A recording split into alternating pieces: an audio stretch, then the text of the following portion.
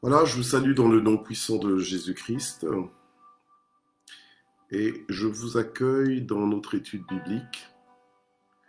Bonjour Céleste Tchegen Vogel, Dieu vous bénisse. Bonjour à tous, bonsoir à tous. Voilà, nous allons procéder donc à notre étude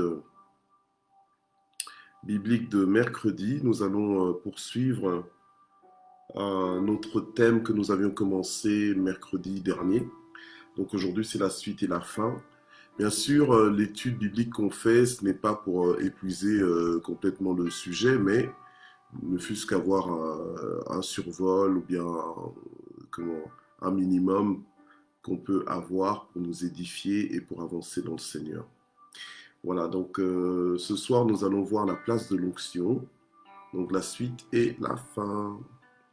Gloire au Seigneur. Alors nous allons prier et nous allons ouvrir nos Bibles pour poursuivre cette étude parce que la demi-heure que nous avons, elle passe assez vite.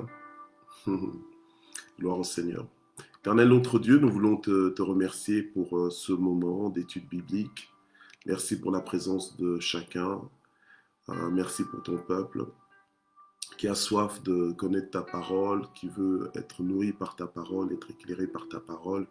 Je prie pour que cette étude biblique puisse nous éclairer, qu'elle puisse nous faire comprendre des choses et qu'elle puisse nous faire avancer. Au nom puissant de Jésus. Amen. Donc, on voit la place de l'onction dans la vie du Fils de Dieu, de la fille de Dieu. Gloire à Dieu.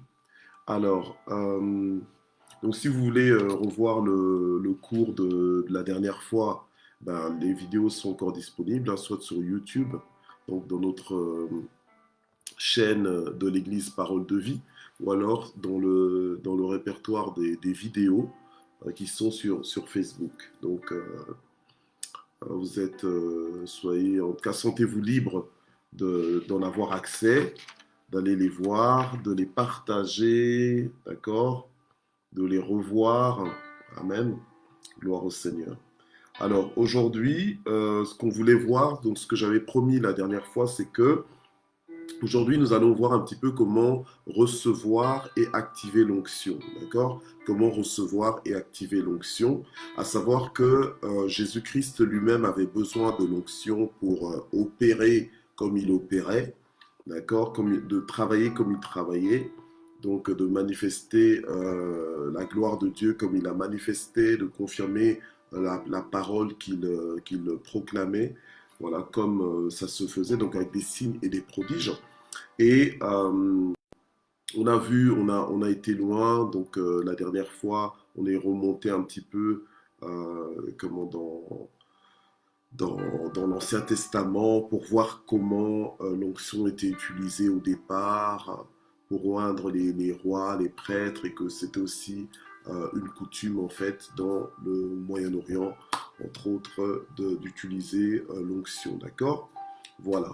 Et que par après, il y avait ce rôle, ce rôle ou bien cette marque distinctive, donc de Dieu dans l'appel de quelqu'un, l'appel à faire, à exercer un rôle particulier.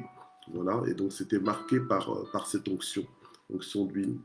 Et Jésus-Christ lui-même, il avait aussi besoin de l'onction, il a fonctionné par cette onction.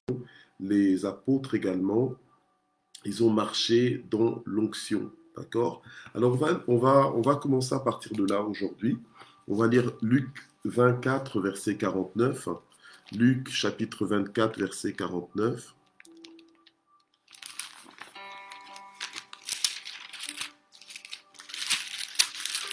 Ok. Alors Luc 24, verset 49 nous dit ceci. Euh, voilà.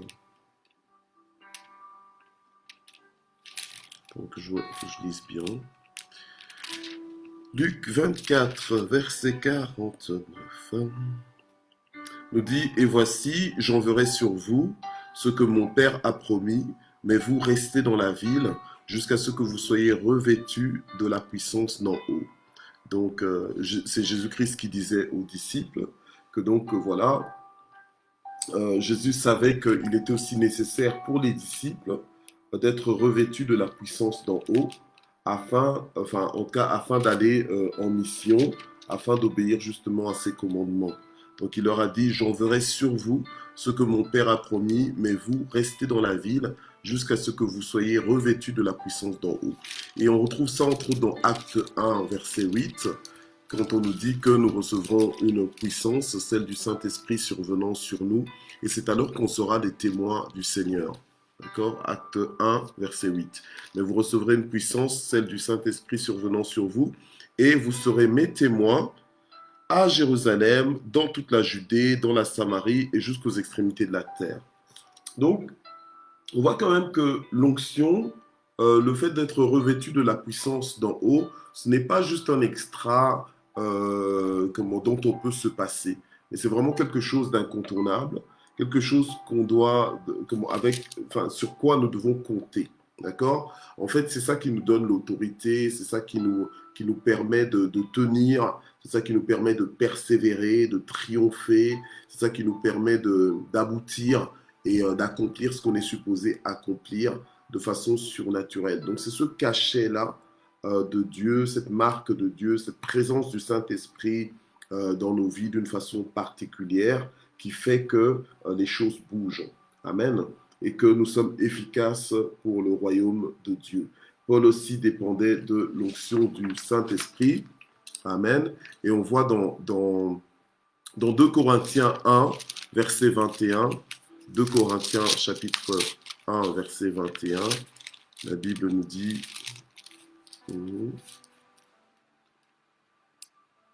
2 Corinthiens 1, verset 21, la Bible nous dit, celui qui nous a fermis avec vous en Christ et qui nous a donné l'onction, c'est Dieu. Celui qui nous a fermis avec vous en Christ et qui nous a donné l'onction, c'est Dieu. Donc, en fait, même Paul aussi, il reconnaissait qu'il a aussi reçu l'onction. Amen. L'onction, donc cette capacité surnaturelle de travailler pour Dieu, de représenter Dieu, de faire les choses, en fait, au nom de Dieu. D'accord? Donc, l'onction du Saint-Esprit est importante. Et cette onction du Saint-Esprit, c'est aussi en fait une marque du débordement en fait de la vie divine au travers de toi, d'accord? Le fait d'être en communion avec le Seigneur, le fait d'être en diapason avec son programme, son agenda, en tant que serviteur de Dieu consacré. Donc il y a cette onction qui est activée, qui est manifeste au travers de la vie d'un serviteur. Maintenant, il ne faut pas s'attendre à voir l'onction d'une façon, je ne sais pas moi, genre un fil rouge, ou je ne sais pas moi. Il ne faut pas imaginer l'onction de cette façon, en fait, voilà. Mais cette onction-là, c'est un revêtement sur une personne.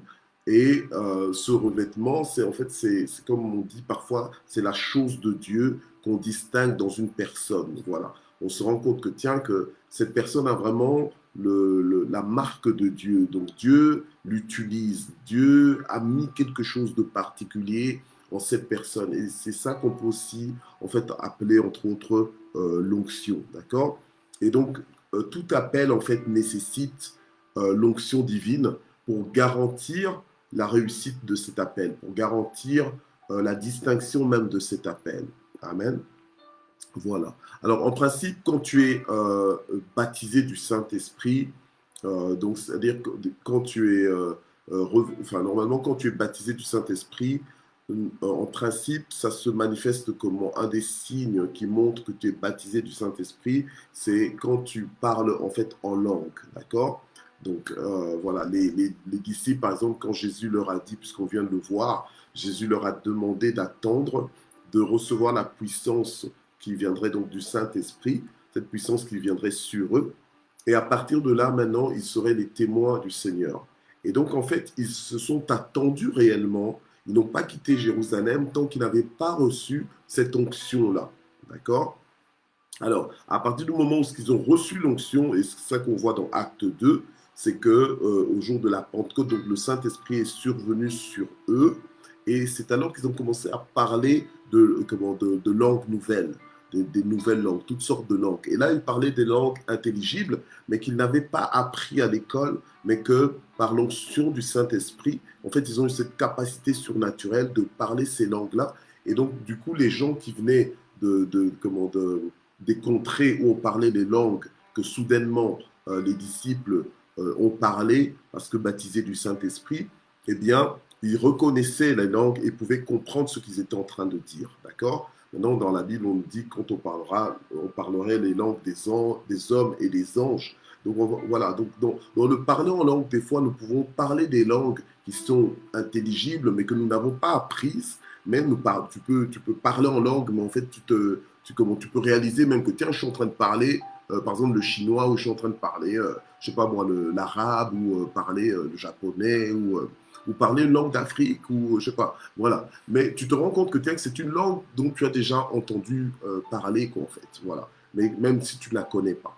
Donc ça peut arriver, tout comme tu peux aussi parler des langues qui c'est tout à fait inintelligible. Mais ça, c'est la manifestation du baptême du Saint-Esprit, en fait, de cette présence donc de l'onction, donc la puissance de Dieu, pour justement être des témoins du Seigneur, d'accord? Et cette onction, elle ne sert pas uniquement que pour, on va dire, le ministère dans l'Église, mais en fait, cette onction, tu peux l'utiliser partout parce qu'elle est sur toi et en fait, dans tous les domaines de ta vie. En fait, quand l'onction, elle vient là, elle te rend efficace.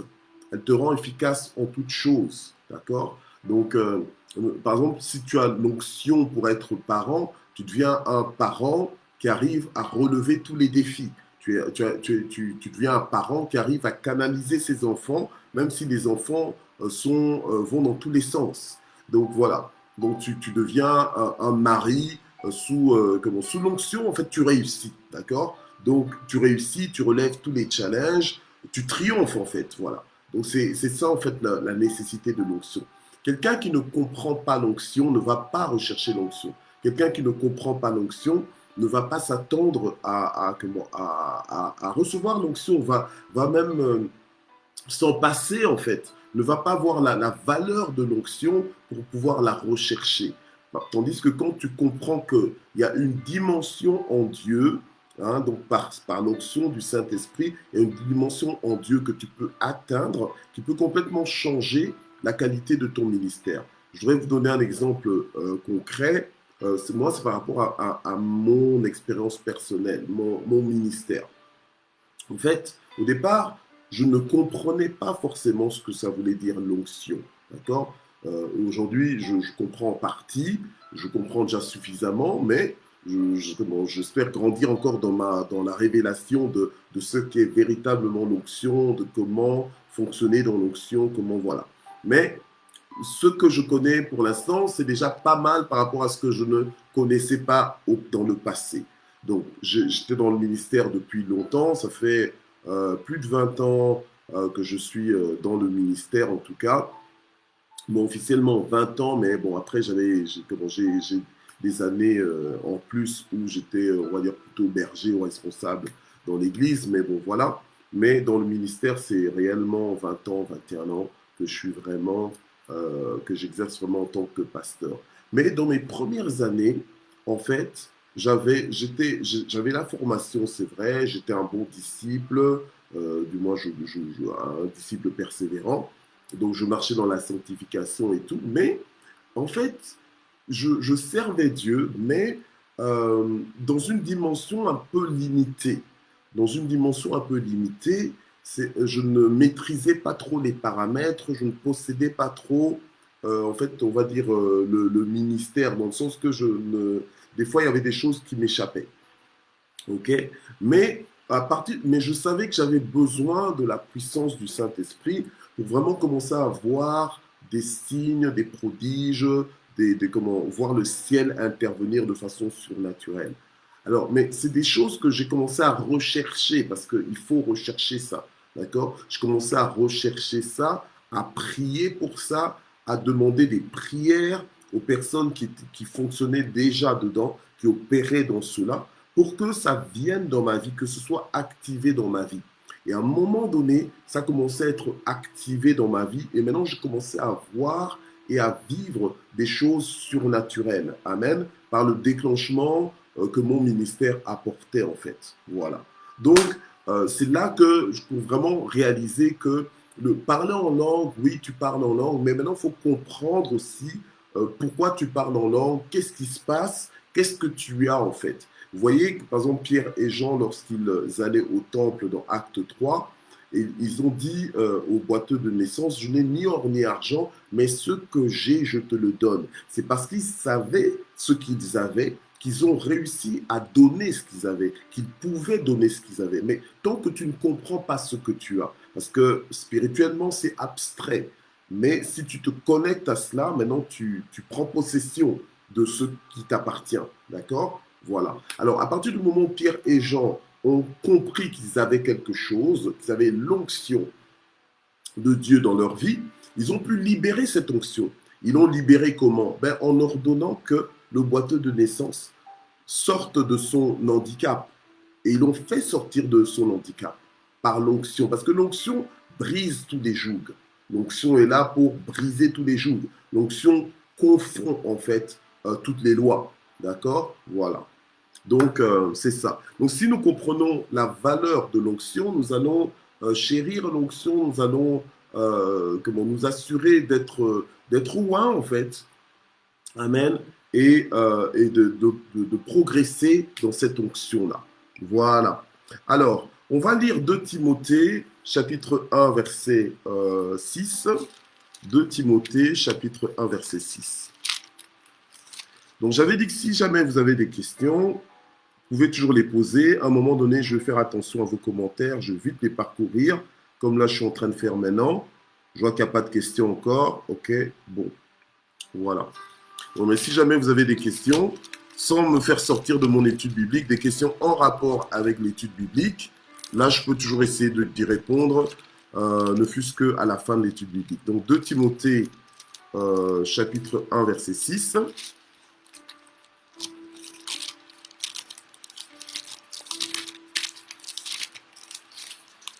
Alors, 2 Timothée, chapitre 1, verset 6. Donc, c'est Paul qui parle à Timothée, qui lui dit, « C'est pourquoi je t'exhorte à ranimer la flamme du don de Dieu que tu as reçu par l'imposition de mes mains. » Donc, ici, donc, Paul parle à Timothée pour qu'il puisse ranimer la flamme du don de Dieu qu'il a reçu par l'imposition de ses mains. Donc, on a vu que l'onction, elle se transmet, en fait, d'accord? Aujourd'hui, on voulait parler de comment recevoir l'onction, comment activer l'onction, d'accord? L'onction, elle se reçoit entre autres par transfert, d'accord? Par transfert. Donc Paul, par exemple, par l'imposition de ses mains dans la vie de Timothée, eh bien, il a transféré, il a donné l'onction à Timothée. Maintenant, cette onction-là, Timothée l'a reçue au travers des mains de Paul, mais en réalité, c'est Dieu qui donne l'onction, d'accord? Même si c'est un homme qui peut la transférer, ou une femme qui peut la transférer, en réalité, il n'y a pas de transfert tant que Dieu n'est pas derrière, en fait. C'est Dieu qui libère cette onction-là pour que le transfert se fasse, et Dieu utilise un homme ou une femme pour le faire, d'accord? Et Paul savait qu'en priant, en imposant les mains sur Timothée, qui lui transférait en fait cette onction, mais une onction qui devait quelque part ranimer. C'est comme ça qu'il lui dit, ranime la flamme du don qui t'a été transmis par l'imposition de mes mains. Gloire au Seigneur. OK? Alors, un autre exemple qu'on va lire, c'est dans 1 Samuel 16, verset 13. Donc, en fait, la communication de l'onction, en fait, par transfert. Hein, donc, transfert. On te transfère l'onction. D'accord? OK. Donc, et ça, puisque ce mois-ci, on est dans le mois de la dispensation des mystères, c'est aussi un mystère. Donc, le transfert de l'onction, c'est aussi un mystère.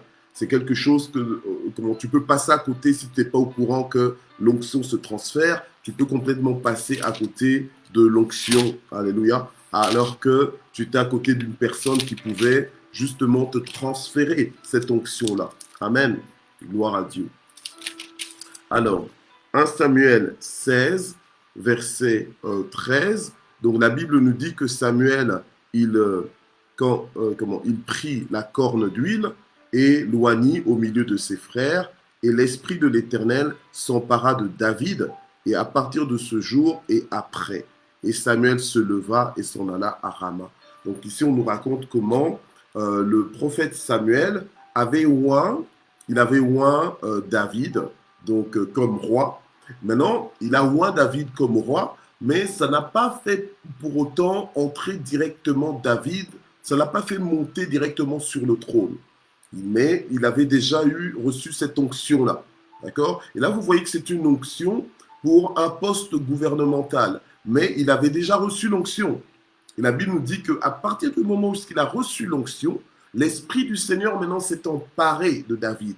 En fait, quand tu es roi, en fait, l'Esprit du Seigneur vient et s'empare de toi. Donc, en fait, prend contrôle dans ta vie. En fait, te dispose autrement et te donne un courage que naturellement tu n'aurais pas. Te donne une vision, une vitesse, une hauteur, une perspective que naturellement tu n'aurais pas. Et ça, c'est l'effet de la présence de l'Esprit de Dieu en toi et de cette onction aussi qui te réserve en fait. Cette onction te réserve et te qualifie.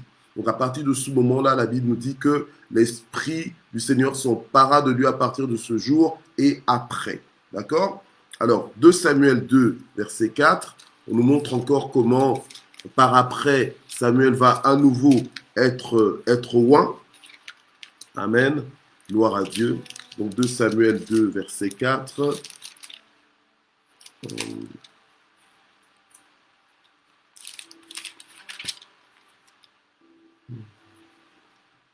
Ok. Donc les hommes de Juda vinrent et là ils donnèrent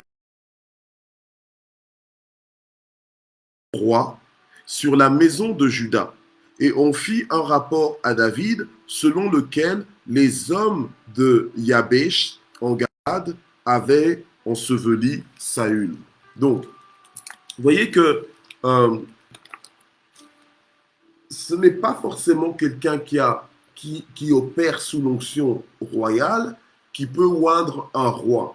Donc en fait, tu peux, à partir du moment où c'est Dieu qui t'instruit et qui te demande d'aller oindre, donc tu le fais. Amen. Donc en général, ce sont les serviteurs de Dieu. En général, c'est quand même parmi les 5 ministères. Donc voilà, qui prennent l'onction d'huile pour oindre d'autres personnes, entre autres. Amen. Voilà. Donc maintenant, on peut te oindre, on te oint pour qu'il y ait une grâce particulière dans ta vie, pour par exemple devenir roi, pour devenir. Et là, on est dans l'Ancien Testament, pour devenir roi, ou bien pour devenir prêtre, ou bien pour devenir président. Mais ce n'est pas pour autant que toi, la personne qui oint le roi, doit être roi. Donc un prophète peut oindre un futur roi. L'onction à David, mais il faut savoir que David aussi, quelque part, Dieu avait déjà commencé en fait cette œuvre-là auparavant. Donc, en fait, l'onction, là, c'est vraiment un mystère. Amen. Même quand Jésus a dit à ses disciples que qu'ils recevront cette puissance venant donc du Saint-Esprit et qui seront ses témoins jusqu'aux extrémités de la terre. À chaque étape en fait de leur évolution avec le Seigneur, il y avait toujours quelque part parce qu'il y a eu des moments où le Seigneur a soufflé sur eux en disant recevez l'Esprit Saint. Il y a eu des moments où le Seigneur les a envoyés, ils ont vu effectivement des résultats. Amen. Donc à chaque fois, on va dire des dispensations un peu différentes qui font que l'onction que tu as, tu dois savoir la ranimer aussi. Comment la ranimer? C'est-à-dire que tu pries pour ça, ou bien tu t'associes aussi avec des gens, amen, qui fonctionnent ou qui opèrent en fait dans cette onction-là. Voilà, gloire à Dieu. Ok. Donc, on peut transférer l'onction, mais on ne peut pas transférer l'intimité avec le Saint-Esprit. On peut transférer l'onction du Saint-Esprit, mais on ne peut par exemple pas te transférer l'intimité avec le Saint-Esprit. L'intimité avec le Saint-Esprit, c'est toi qui dois développer ça toi-même. Amen. Voilà. Donc tu peux voir quelqu'un opérer dans l'onction, même si la personne, même si tu arrives à demander à cette personne de prier pour toi et que la personne prie pour toi et que la personne dit reçois l'onction ou bien t'impose les mains, d'accord? Tu reçois l'onction, c'est vrai, mais tu ne reçois pas l'intimité avec le Saint-Esprit. L'intimité avec le Saint-Esprit, c'est toi-même qui la développe. C'est toi qui, en prenant le temps, tu développes cela, tu commences à écouter la voix de Dieu, donc la voix du Saint-Esprit, tu commences à communier avec le Saint-Esprit. Ça, c'est ton travail à toi. Mais maintenant, cette onction-là, cette puissance-là, c'est c'est à toi de la rechercher. Tu la reçois par transfert, donc par communication. Amen. Ok. Tu la reçois par communication. Et puis ensuite, c'est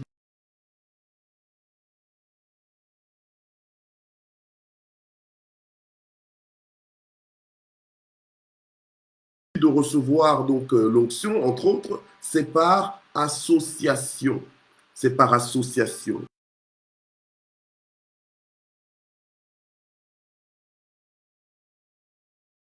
On va dans 1 Samuel 10, verset 11.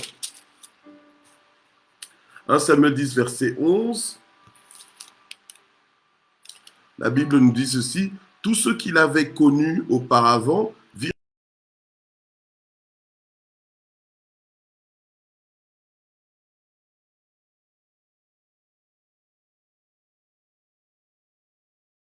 d'accord. Donc, c'est quand il a reçu l'onction, amen, lorsqu'il a reçu l'onction, elle s'emparera de toi, tu prophétiseras avec eux et tu seras changé en un autre homme. Donc, lorsqu'il a reçu l'onction, l'onction pour devenir donc le premier roi d'Israël, eh bien, il sait, comme on avait prophétisé sur lui qu'il allait se retrouver parmi des fils de prophètes et que là, il allait se mettre à prophétiser aussi. Donc, en fait, par association, l'onction peut se transférer. Donc, quand tu es dans une atmosphère de prophète, l'onction de prophète peut venir aussi sur toi et tu peux aussi te mettre finalement à prophétiser en fait. Donc en fait, voilà. Donc des fois, c'est vraiment par association, c'est le fait d'être avec certaines personnes qui fonctionnent déjà, qui opèrent déjà dans une telle grâce, une telle onction, qui fait que toi aussi, tu vas être revêtu de cette onction-là. D'accord? Voilà. Et ça aussi, c'est un autre mystère, mais c'est comme ça que ça s'opère. Amen. Voilà. Donc, le Saint-Esprit est venu sur Saül quand il était en compagnie des prophètes. Amen. Et même Jésus, pendant qu'il se faisait baptiser par Jean-Baptiste, c'est là aussi que le Saint-Esprit est descendu sur lui comme une colombe. Amen. Gloire au Seigneur. Alléluia. Alors, la Bible nous dit aussi, en d'autres mots, dans Proverbe 13, verset 20, on va le lire. Bon, je crois que c'est dit un peu autrement, mais ça ne parle pas forcément directement de l'onction, mais ça nous est dit en d'autres mots. Proverbe 13, verset 20, on nous dit quoi là? Celui qui marche avec les sages devient quoi? Devient sage. Mais celui qui fréquente les insensés s'en trouve mal. Donc en fait, c'est vraiment pour dire que par association, si tu marches avec les sages, tu deviens sage. Donc si tu marches avec ceux qui sont connectés, donc qui sont remplis de l'onction de Dieu et qui opèrent dans l'onction, tu vas aussi commencer à opérer dans le même niveau d'onction. Amen. Donc par association. Donc c'est pour ça qu'il faut faire attention avec qui tu t'associes. Si tu es avec des gens qui sont froids, tu vas devenir froid. Si tu es avec des gens qui sont chauds, qui sont bouillants, mais tu deviens chaud, tu deviens bouillant. Amen. Voilà. Donc c'est pour ça que faut faire attention. Tu ne peux pas t'associer à n'importe qui. D'accord? Parce qu'il y a des choses qui se transfèrent par association. Amen. Gloire à Dieu. Alors, troisièmement, comment activer l'onction. Donc on a vu que l'onction se reçoit entre autres par transfert, donc par imposition des mains ou bien par comment on te verse de l'huile sur la tête, amen par exemple, voilà, avec une prière spéciale, ou alors par association, amen, voilà, juste le fait d'être dans un environnement. Et, maintenant, je voulais voir ensemble comment justement donc activer donc des différents moyens pratiques pour activer en fait l'onction comment dire, pour l'entretenir, voilà, pour l'entretenir. Et je disais la dernière fois que l'onction que tu reçois, ce n'est pas pour toi, ce n'est pas pour ta gloire, mais c'est plutôt pour te rendre efficace dans le service, d'accord? Donc c'est pour le bénéfice des autres. Alors, quand tu lis des livres, des personnes qui sont ointes, des personnes qui opèrent sous l'onction, cette onction aussi se transmet au travers de comment ça vient dans ta vie. Quand tu suis des messages, tu écoutes les messages ou tu regardes des vidéos des personnes qui travaillent dans l'onction, eh ben, ça se transmet aussi dans ta vie. Ça active en fait ton désir de fonctionner dans cette onction-là. Et cette onction-là aussi, elle vient sur toi. Il y en a qui disent que l'onction que tu honores, c'est l'onction qui vient sur ta vie. D'accord? L'onction que tu respectes aussi. C'est celle qui vient dans ta vie. Amen. Alors, le fait d'assister aussi à des conférences. Maintenant, il y a beaucoup de conférences en ligne, il y a des conférences aussi en présentiel. Bon, maintenant de moins en moins, mais bon, voilà, autant il y en avait beaucoup. Bon, en allant dans ce genre de conférences, aussi, ce sont aussi des lieux de transfert. Amen. D'onction. Voilà. Donc, ça active l'onction peut-être que tu as déjà reçue. Ça réveille cette onction, ça ranime la flamme de cette onction. Amen. Et tu vas de l'avant. Amen. Gloire au Seigneur dans l'œuvre de Dieu.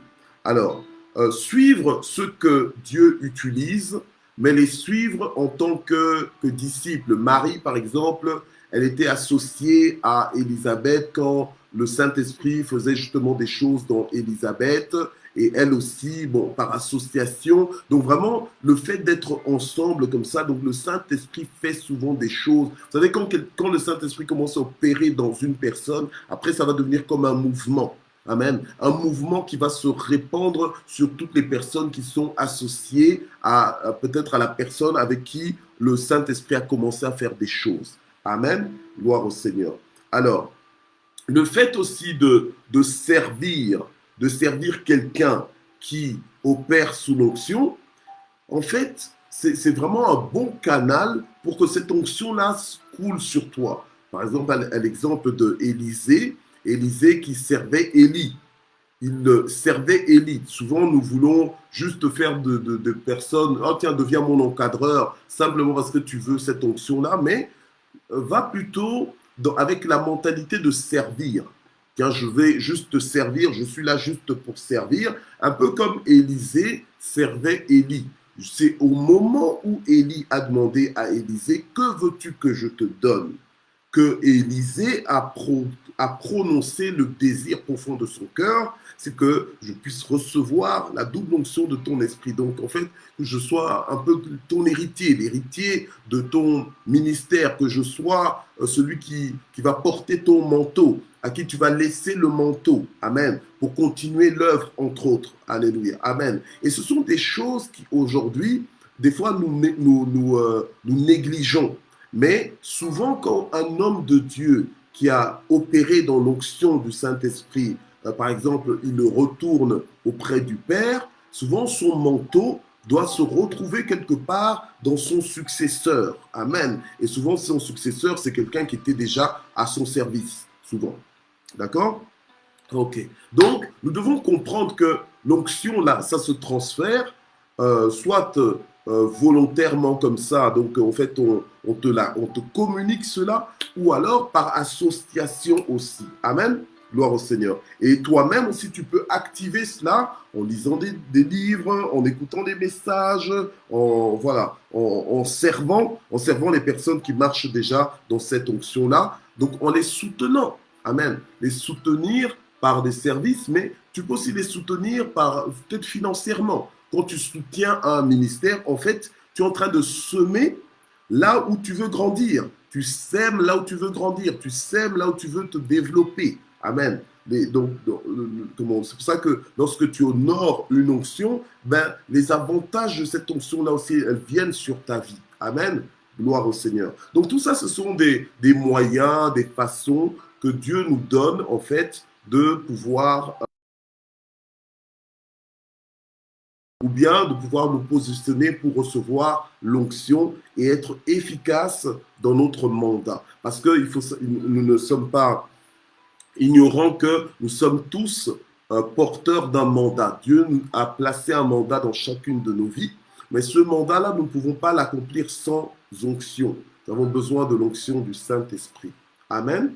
Voilà. Alors maintenant, je vais vite regarder si jamais vous avez des questions. Et si vous n'en avez pas, ce n'est pas bloquant. On va juste prier pour clôturer ce moment et nous donner rendez-vous pour mercredi d'après pour une autre étude biblique. J'espère que ça vous a un peu éclairé. Gloire à Dieu. Voilà. OK. Pas de questions? Je laisse 2-3 secondes. Pas de questions. OK. Donc, nous allons clôturer ce moment. Donc, je pense qu'alors, ça a le bénéfice peut-être d'avoir été clair suffisamment, j'espère. À moins que vous n'osiez pas poser de questions. OK. Bien. Donc, nous allons clôturer ce moment au nom de Jésus. Amen. Père, nous voulons te remercier pour cette étude biblique qui nous a suffisamment éclairés, qui nous a mis en appétit et qui nous fait comprendre, Seigneur, que nous avons besoin de l'onction du Saint-Esprit, de la même façon dont toi, tu dépendais de cette onction pour opérer de façon surnaturelle et de façon efficace. Seigneur, aide-nous, Seigneur, notre Dieu aussi, alléluia, à fonctionner et à marcher sous l'onction du Saint-Esprit, alléluia, et à opérer tout ce que nous avons à opérer, à faire tout ce que nous avons à faire, Seigneur, sous l'onction du Saint-Esprit. Que toute la gloire monte vers toi au nom puissant de Jésus. Amen. Voilà, soyez bénis et on se retrouve donc mercredi prochain pour une autre étude biblique. Au revoir.